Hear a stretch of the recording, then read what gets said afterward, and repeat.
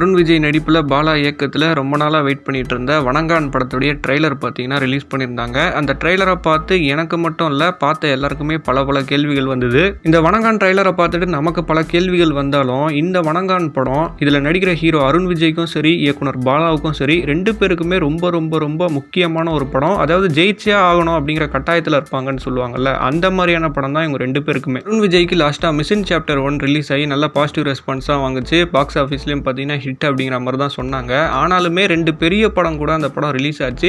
அதனால் பாக்ஸ் ஆஃபீஸில் இன்னும் கூட தனியாக வந்திருந்தால் நல்லா பெர்ஃபார்ம் பண்ணியிருக்கோம், இன்னும் பெரிய ஹிட்டாக இருக்கும் அப்படிங்கிற மாதிரிலாம் சொன்னாங்க. அதே மாதிரி அந்த படத்தை விட இந்த வணங்கான் படத்தில் பெர்ஃபார்மன்ஸ் ஓரியன்டாகவும் வெயிட்டான ஒரு ரோல் வந்து அருண் விஜய்க்கு இருக்கான். ஏன்னா பாலா எந்த ஹீரோவை வச்சு படம் எடுத்தாலும் அந்த ஹீரோவுக்குள்ளே இருக்கிற ஒரு நடிகனை வந்து வெளியில் கொண்டு வருவார்.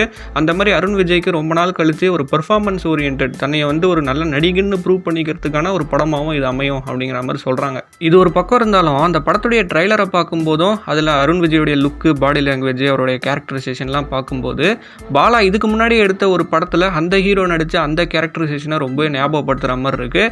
எனக்கு மட்டும் இல்லை, இந்த ட்ரைலரை பார்த்தா பல பேருக்கும் பார்த்தீங்கன்னா இந்த சந்தேகம் வந்திருக்கும். அது மட்டும் இல்லாமல் இந்த படம் மூலிமா எதுக்காக பாலா ஜெயிச்சே ஆகணும் அப்படிங்கிற ஒரு கட்டாயத்தில் இருக்கார்.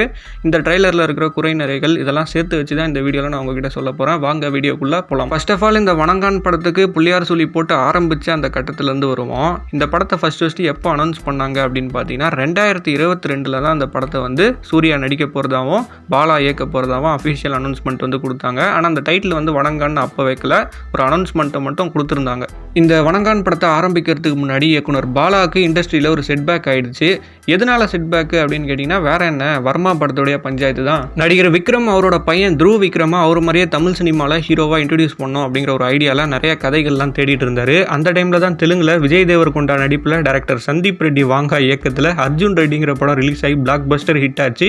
அந்த படத்தை இவங்க பார்த்து ரொம்பவே இம்ப்ரெஸ் ஆகிட்டாங்க. இந்த படத்துடைய ரீமேக் ரைட்ஸை வாங்கி இந்த படம் மூலயமா தான் தமிழ் சினிமாவில் நம்ம இன்ட்ரடியூஸ் ஆகணும் அப்படிங்கிற ஒரு ஐடியாவும் பண்ணிட்டாங்க. போயும் எதனால அந்த படத்தை சூஸ் பண்ணாங்கன்னு எனக்கு தெரியல. சரி, அது அவங்களுடைய இஷ்டம்.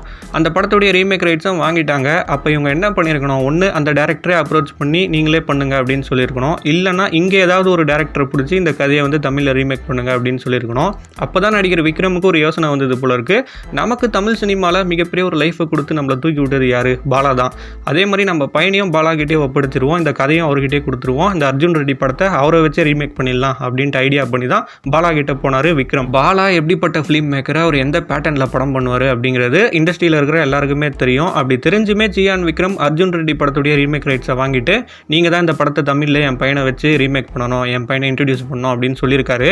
ஆனால் பாலா ஸ்டார்டிங்கில் வந்து என்னப்பா ரீமேக் படம் போய் நான் பண்ணணுமா அப்படின்ட்டு அதை மறுத்துருக்காராம். இவங்க தான் ரொம்பவே அவரை ஃபோர்ஸ் பண்ணியிருக்காங்களாம். இல்லை நீங்கள் தான் இதை பண்ணணும், நீங்கள் தான் த்ருவை வந்து இன்ட்ரடியூஸ் பண்ணணும் அப்படின்ட்டு. சரி, இவ்வளோ ஃபோர்ஸ் பண்ணுறாங்களே அப்படிங்கிறதுக்காக பாலா த்ருவ விக்ரமை வச்சு அந்த அர்ஜுன் ரெட்டி படத்தை தமிழில் ரீமேக் பண்ணார். அந்த படத்துடைய பேர் தான் வர்மா. இந்த வர்மா படம் ஷூட்டிங்லாம் முழுசாக முடிஞ்சதுக்கு அப்புறமா விக்ரம் தரப்பில் இந்த படத்தை பார்த்துட்டு பயங்கர ஷாக் ஆகிட்டாங்களாம். என்னடா இந்த படத்தை இப்படி எடுத்து வச்சிருக்காரு இந்த மனுஷன், இந்த படம் மட்டும் ரிலீஸ் ஆச்சுன்னா த்ருவோடைய கெரியர் ஃபஸ்ட்டு படத்துலேயே ஒரு மாதிரி ஆயிரும் அப்படின்ட்டு அந்த வர்மா படத்தை டோட்டலாகவே பார்த்தீங்கன்னா ஸ்கிராப்பில் போட்டாங்க, எங்களுக்கு வேணாம் அப்படின்ட்டு. அதுக்கப்புறம் விக்ரம் தரப்பில் என்ன பண்ணாங்கன்னா அர்ஜுன் ரெட்டி படத்தை எடுத்தார்ல டைரக்டர் சந்தீப் ரெட்டி வாங்கா, அவருடைய அசோசியேட் ஒருத்தரை கூட்டிகிட்டு வந்து அவரை வச்சு இந்த படத்தை மறுபடியும் தமிழில் ரீமேக் பண்ணாங்க. அந்த வெர்ஷனுடைய பேர் தான் ஆதித்யா வர்மா. ஆனால் அந்த ஆதித்யா வர்மா படத்தை ஒரு தரப்பினர் ஹிட்டுங்கிறாங்க, இன்னொரு தரப்பினர் ஃப்ளாப்பு அப்படிங்கிறாங்க.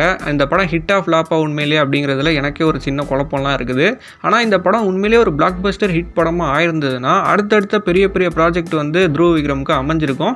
ஆனால் இந்த படத்துக்கு அப்புறமா த்ருவ விக்ரம் ரெண்டாவதாக நடித்த படம் என்னன்னு பார்த்தீங்கன்னா விக்ரமுடைய மகான் படத்துலேயே அவரும் ஒரு ரோல் வந்து பண்ணியிருந்தாரு. இப்போ மாரி செல்வராஜ் டைரக்ஷனில் நடிச்சிட்டு இருக்காரு. இதை வச்சு நீங்களே முடிவு பண்ணிக்கோங்க. இந்த கேப்பில் வர்மா படத்தை எடுத்த அந்த ப்ரொடியூசருக்கும் விக்ரம் தரப்புக்கும் ஏதோ சில பஞ்சாயத்துன்னு நினைக்கிறேன். அவர் என்ன பண்ணிட்டாருன்னா 2020 அக்டோபரில் இந்த படத்தை ஓடிடியில் ரிலீஸ் பண்ணிட்டாரு. ஓடிடியில் ரிலீஸ் ஆன இந்த வர்மா படம் பார்த்தீங்கன்னா ஆடியன்ஸ் மத்தியில் ஃபுல் நெகட்டிவ் ரெஸ்பான்ஸ் தான் வாங்குச்சு, பெரிய லெவலில் கிளிக் ஆகல. ஒரே படத்துடைய ரீமேக்கில் 2 வாட்டி நடிச்சு இன்ட்ரடியூஸ் ஆன ஒரே ஹீரோ நம்ம விக்ரமுடைய பையன் த்ருவ விக்ரமா தான் இருப்பார் போல இருக்கு.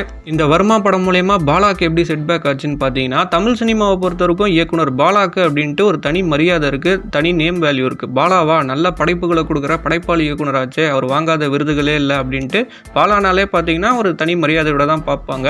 ஆனால் அப்படிப்பட்ட பாலா இயக்குன ஒரு படமே வேணான்ட்டு ஸ்கிராப்பில் போட்டாங்கன்னா அவர் எவ்வளோ கேவலமாக அந்த படத்தை எடுத்திருப்பாரு அப்படின்ட்டு அவருடைய பேர் பார்த்தீங்கன்னா டேமேஜ் ஆயிடுச்சு. ஆனால் அந்த வர்மா படத்துடைய விவகாரத்தில் முழு தப்பும் பாலா மேலே தான் இருக்குது அப்படின்னு கேட்டிங்கன்னா கண்டிப்பாக நான் இல்லைன்னு தான் சொல்லுவேன். தப்பு பாலா பக்கமும் இருக்குது, விக்ரம் தரப்புலையும் இருக்குது. ஏன்னா பாலா எப்படிப்பட்ட இயக்குனர், எப்படிப்பட்ட படம் பண்ணுவார் அப்படிங்கிறது எல்லாருக்குமே தெரியும். குறிப்பாக விக்ரமுக்கு நல்லாவே தெரியும். தன்னுடைய பையனை பாலா தான் இன்ட்ரடியூஸ் பண்ணணுன்ட்டு விக்ரம் நினச்சிருந்தா தான் பையனை மட்டும் கொண்டு போய் பாலா கிட்ட விட்டு நீங்கள் தான் இவரை இன்ட்ரடியூஸ் பண்ணோம் அப்படின்னு சொல்லியிருந்தாலே பாலா பார்த்தீங்கன்னா அவரே சொந்தமாக ஒரு கதை பண்ணி த்ரூ விக்ரமை இன்ட்ரடியூஸ் பண்ணியிருப்பார். ஆனால் இவங்க தான் வாண்டடாக அர்ஜுன் ரெட்டி படத்தை தான் நீங்கள் ரீமேக் பண்ணணும் அப்படின்ட்டு அவரை ஃபோர்ஸ் பண்ணாங்க. இத்தனைக்கும் அர்ஜுன் ரெட்டி படம்லாம் பாலா ஸ்டைலான படமே கிடையாது. அவர் பார்த்தீங்கன்னா எடுக்கணுமேன்ட்டு ஒரு படம் எடுத்து இந்த மாதிரி ஒரு டிசாஸ்டர் ஆகிப்போச்சு. இந்த வர்மா படத்துடைய விவகாரத்தினால நடிகர் விக்ரமுக்கும் பாலாவுக்கும் இடையிலுமே பெரிய லெவலில் மிஸ் அண்டர்ஸ்டாண்டிங் ஆயிடுச்சு அப்படிங்கிற மாதிரி நிறைய தகவல்கள்லாம் வந்தது. பாலா இது வரைக்கும் இந்த மாதிரியான பிரச்சனையெல்லாம் அவர் ஃபேஸ் பண்ணதே கிடையாது. அவர் எடுத்த ஒரு படத்தையே வேணான்னு சொல்லி ஸ்கிராப்பில் போட்டு இதனால் பாலாவுக்கும் கொஞ்சம் பேர் பார்த்தீங்கன்னா கெட்டு போச்சு.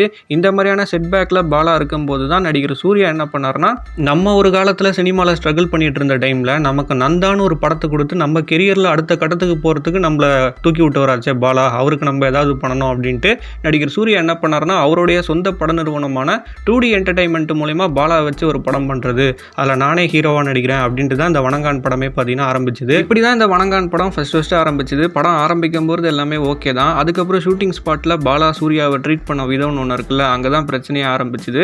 ஏன்னா எல்லாரும் முன்னாடியும் சூர்யாவை பாலா வாடா படம் தான் கூப்பிடுவாராம். அதாவது ரியல் லைஃப்பில் ரெண்டு பேரும் அண்ணன் தம்பி மாதிரி தான் பழகிப்பாங்க. பாலா சூர்யா வாடா படம்னு கூப்பிட்றதும், சூர்யா அண்ணன் கூப்பிட்றதும் இதெல்லாம் பர்சனல் லைஃப்பில் ஓகே. ஆனால் ஒரு ஷூட்டிங் ஸ்பாட்டில் எத்தனை பேர் இருப்பாங்க, அவங்க முன்னாடி சூர்யாவை வாடா போடான்னு கூப்பிட்றதுல பிரச்சனை இருக்குது. ஏன்னா சூர்யா ஒன்றும் நந்தா டைம்லேயே ஒரு இயக்குன சூர்யா கிடையாது. இன்றைக்கி அவர் வந்து ஒரு மிகப்பெரிய கமர்ஷியல் ஹீரோவாக வளர்ந்துட்டார். அவருக்குன்னு ஒரு இமேஜ் இருக்குது. அதையும் பாலா புரிஞ்சுக்கிட்டு ஒழுங்காக நடந்திருக்கணும். ஆனால் பாலா பார்த்தீங்கன்னா அதெல்லாம் மைண்ட்லேயே ஏற்றிக்கல. அது மட்டும் இல்லாமல் ஒரு சீனையே பாலா பார்த்தீங்கன்னா ஒரு நாள் ஃபுல்லாகவுமே எடுக்கக்கூடிய ஒரு டைரக்டர். பாலா வச்சு படம் எடுக்கிற எல்லா டைரக்டருக்குமே அவர் எப்படிங்கிறது நல்லாவே தெரியும். ரொம்ப பர்ஃபெக்ஷன் பார்க்கக்கூடிய ஒரு டைரக்டர். ஒரு படம் அவர் ஆரம்பித்து அந்த படத்தை முடிக்கிறதுக்கே கிட்டத்தட்ட 2 வருஷம் 3 வருஷம் ஆகும். அவ்வளோ லாங் டைம்லாம் எடுத்துப்பார். அது மட்டும் இல்லாமல் சூர்யாலாம் இன்றைக்கி ஒரு சிங்கிள் டேக் ஆர்டிஸ்ட்டாக வளர்ந்து நிற்கிற ஒரு நடிகர். அவரை வச்சு ஒரு சீனில் பார்த்தீங்கன்னா மறுபடியும் ஓட விட்டுருக்காராம். அதில் சூர்யா பயங்கரமாக கடுப்பாகி ஒரு கட்டத்தில் தாங்க முடியாமல் அந்த ஷூட்டிங் ஸ்பாட் விட்டே கிளம்பிட்டு இருக்காரு. அதுக்கப்புறம் சில பல பேச்சுவார்த்தைகள்லாம் போச்சு அப்படிங்கிற மாதிரிலாம் தகவல் வந்தது. ஆனாலும் சூர்யா பார்த்தீங்கன்னா ஸ்ட்ரிக்டாக சொல்லிட்டாரு, இந்த படத்தில் நான் நடிக்க மாட்டேன் அப்படின்ட்டு. சூர்யாவும் அஃபிஷியலாக அனௌன்ஸ் பண்ணிட்டாரு, பாலாவும் அஃபிஷியலாக சொல்லிட்டாரு. அதுக்கப்புறம் தான் இந்த வணங்கான் படத்தில் அருண் விஜய் உள்ளே வந்தார். மாநாடு படத்தை ப்ரொடியூஸ் பண்ண சுரேஷ் காமாட்சி அவர்கள் தான் இப்போ இந்த படத்துடைய ப்ரொடியூசரு. இப்போ இந்த படத்துடைய ட்ரைலர் இதெல்லாம் வச்சு பார்க்கும்போது ட்ரைலர் ஓகே தான், நல்லா தான் இருக்குது. அருண் விஜய் தாண்டி சமுத்திரக்கனி, மிஷ்கின் மாதிரி இன்னும் முக்கியமான சில பேர்லாம் நடிச்சிருக்காங்க படத்தில். அது மட்டும் இல்லாமல் இதுதான் கதையாக இருக்குமோ அதுதான் கதையாக இருக்குமோ அப்படின்ட்டு ஒரு ட்ரைலரை பார்க்கும்போது ரொம்ப ப்ரிடிக்டபிளாக இருக்கும். அந்த மாதிரி இல்லாமல் கொஞ்சம் அன்பிரடிக்டபிளாக பாலாவுடைய ஸ்டைலில் தான் இருக்குது. இதெல்லாம் ஒரு பக்கம் இருந்தாலும் அருண் விஜயோடைய அந்த கேரக்டரைசேஷனை பார்க்கும்போது எனக்கு மட்டும் இல்லை நிறைய பேருக்கு பார்த்தீங்கன்னா அது மைண்டில் வந்திருக்கும். பாலா இதுக்கு முன்னாடி விக்ரம் சூர்யா வச்சு எடுத்த பிதாமகனில் வர அந்த விக்ரம் கேரக்டர் தான் பார்த்தீங்கன்னா அதிகமாகவே ஞாபகப்படுத்துகிற மாதிரி இருக்குது. நான் சும்மா சொல்லணுமேலாம் சொல்லலை. இந்த ட்ரைலரை பார்க்கும்போதே அருண் விஜயோடைய லுக்கு, பாடி லாங்குவேஜ், அவர் பண்ணுற விதம் இதெல்லாம் பார்க்கும்போது எனக்கு ஹெவியாகவே ஞாபகம் வந்தது. என்னடா பிதாமகன் விக்ரம் மாதிரியே இருக்கே அந்த கேரக்டரைசேஷன் அப்படின்ட்டு. பிதாமகன் படத்தை நம்ம பார்த்துருப்போம். ஒரு குறிப்பிட்ட இடத்த தவிர விக்ரம் வந்து எங்கேயுமே பேசவே மாட்டார் படம் ஃபுல்லாக. அவருடைய ஆக்ஷனு, பாடி லாங்குவேஜ் மட்டும்தான் இருக்கும். அதுலேயே ஒரு ஆக்டிங்கை வந்து வெளிப்படுத்திருப்பார்.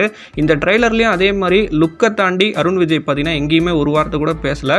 ஒருவேளை அருண் விஜய் பேசுவாரா, அதை மட்டும் கட் பண்ணிவிட்டு ஒரு சஸ்பென்ஸ் மாதிரி மெயின்டைன் பண்ணுறாங்களா அப்படிங்கிறதையும் நம்ம வெயிட் பண்ணி பார்க்க வேண்டியிருக்கு. ஏன்னா பாலாவை பொறுத்த வரைக்கும் ஹாலிவுட் படம்லாம் பார்த்துட்டு அதுலேருந்து கதை அடிக்கிறது, அந்த மேக்கிங் எடுத்து படம் பண்ணுறது அப்படிப்பட்ட ஆளே கிடையாது அவர். நம்ம மனுஷன் வாழ்க்கையில் இயல்பாக நடக்கிற சில சம்பவங்கள், சில விஷயங்கள் அதை மையமாக வச்சு தான் பார்த்தீங்கன்னா ஒரு கதையே பண்ணுவார். அப்படிப்பட்ட டேரக்டர் தான் அவர். அவர் எடுத்த ஒரு படத்தில் வர கேரக்டரே எடுத்து ரெஃபரன்ஸாக வச்சுருக்காரா என்ன ஏது அப்படிங்கிறதெல்லாம் நம்ம அந்த படம் ரிலீஸ் ஆனதுக்கப்புறம் தான் பார்க்க முடியும். எனக்கு அருண் விஜய் கேரக்டரை பார்க்கும்போது வந்த ஃபீல் அப்படிங்கிறது ஆடியன்ஸான உங்களுக்கு வந்துதா இல்லையா அப்படிங்கிறத பற்றியும் கமெண்ட்டில் என் கூட ஷேர் பண்ணுங்கள். இந்த வர்மா படத்துடைய பஞ்சாயத்து, சூர்யா அந்த வணங்கான் படத்தை விட்டு விலகினது இதெல்லாம் பார்த்தீங்கன்னா ஒரு பிளாக் மார்க்காக தான் பாலாக்கு இருக்குது. இந்த படத்துடைய வெற்றி மூலியமாக தான் அதெல்லாம் மாற்றி அமைச்சு பழைய ஃபார்முக்கு வந்து பார்த்தீங்கன்னா மறுபடியும் பாலா வரணும். அருண் விஜய்க்கும் இந்த படம் வெற்றி அடைந்தது மூலயமா அவரும் பார்த்தீங்கன்னா அவரோட கெரியரில் அடுத்த கட்டத்துக்கு வந்து போவார். ஸோ வெயிட் பண்ணி பார்க்கலாம். வணங்கான் படத்துக்கு as ஒரு ஆடியன்ஸாக நீங்கள் எந்தளவுக்கு வெயிட் பண்ணுறீங்க அப்படிங்கிற உங்களுடைய கருத்தையும் கமெண்ட்லையும் கூட ஷேர் பண்ணுங்கள். இந்த வீடியோ பிடிச்சிருந்தா லைக் பண்ணுங்கள், ஷேர் பண்ணுங்கள், மறக்காமல் சேனலுக்கு சப்ஸ்கிரைப் பண்ணுங்கள். இதே மாதிரி இன்னொரு வீடியோவில் வந்து உங்களை சந்திக்கிறேன். தேங்க்ஸ் ஃபார் வாட்சிங்.